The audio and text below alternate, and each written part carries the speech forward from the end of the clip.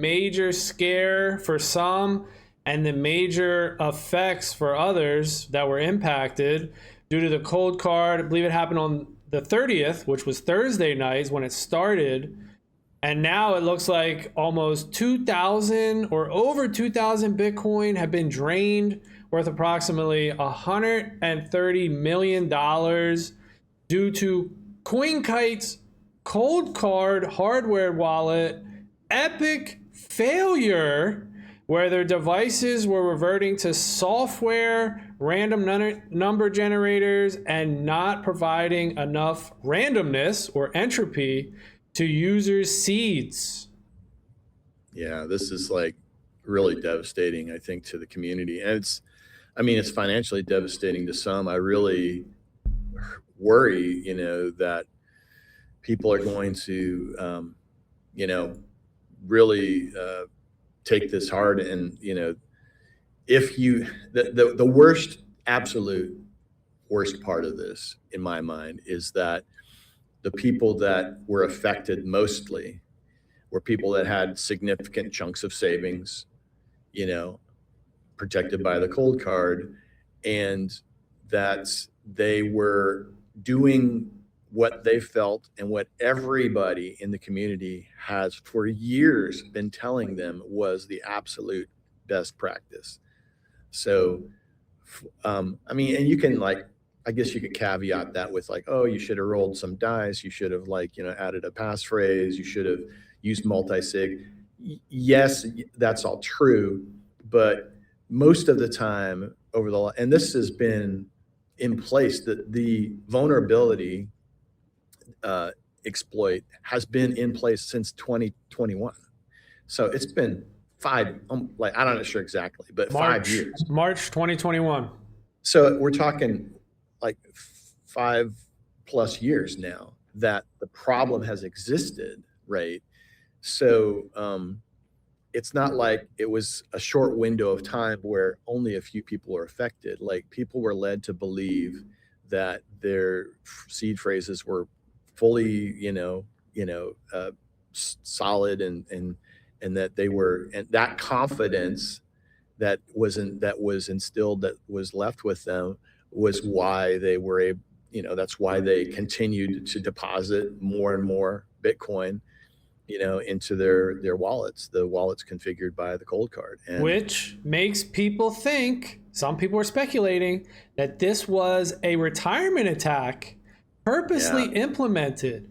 Put out the faulty code, wait for people to fill the wallets, then sweep the Bitcoin.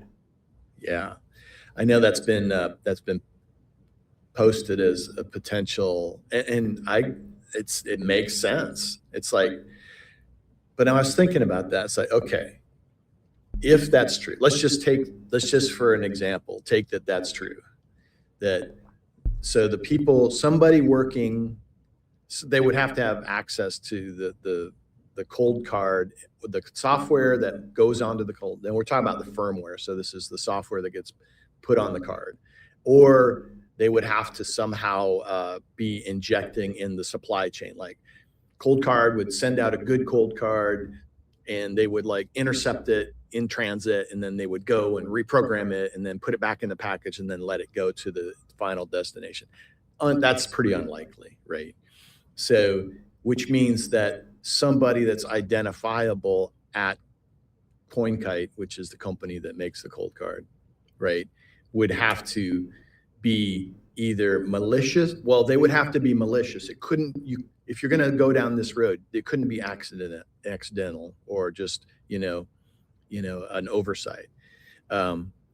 It would have to be malicious. So you would have to maliciously do this, knowing and hope that nobody else that was, like, honorable at the company didn't notice it later.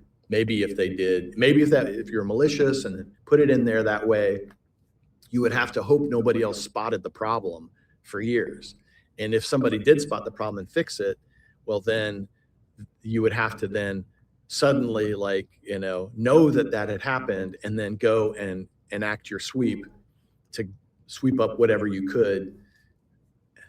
Okay, so say that's the case. like, okay, now you've got all this Bitcoin and addresses. Now everybody's eyes on this. Soon as this started to happen, a lot of really smart people jumped on this. And maybe we'll talk about that a little bit too.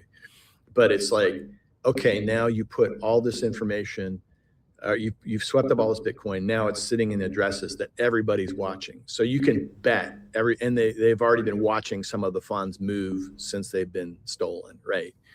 So the question becomes, in my mind, is like, is it possible to like catch the thief on exit, right?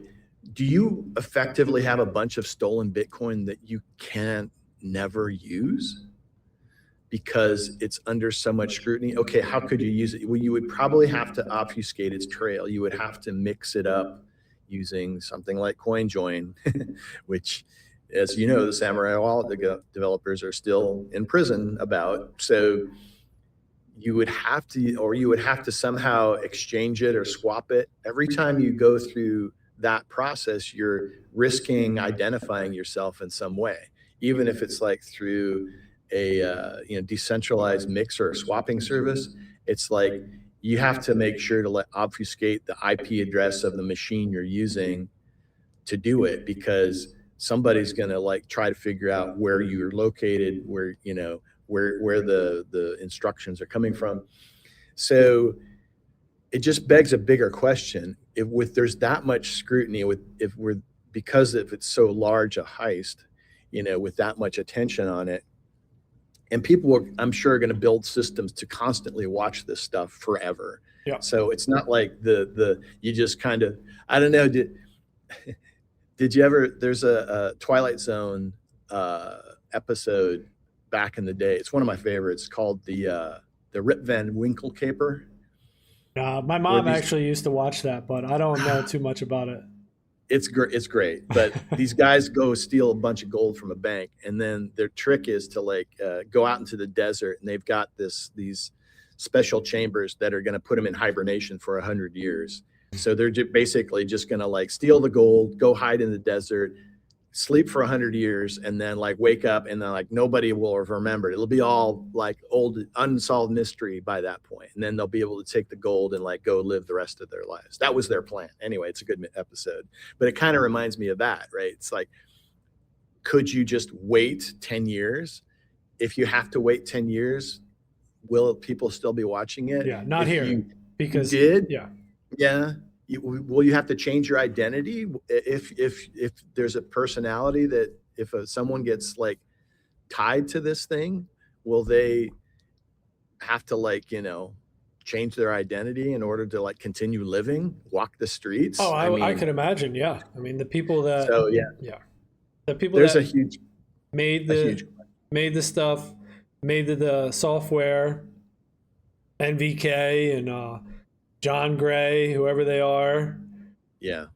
I'm sure they're worried about their safety and things like that, having this go on. And there's pseudonyms. There's a case where somebody, the CFO of the company, CoinKite, made a name switch that implemented this code. And it turns out he signed the same keys with the same keys as his Doc Hex. So there's a lot going around here. People are very smart. I don't think time is going to get rid of it, because let's say Satoshi's coins, if they ever move, it's not like that will never be a thing, no matter how long a time. People are always going to care. No, it's like, and now that as the week kind of progressed, we got more and more reports about things like what you just mentioned, like there's the guy, John Gray, and the switch thing, and the people like pawing through all the Git commits, looking, just combing through it, as well as, trying to find any trail of evidence.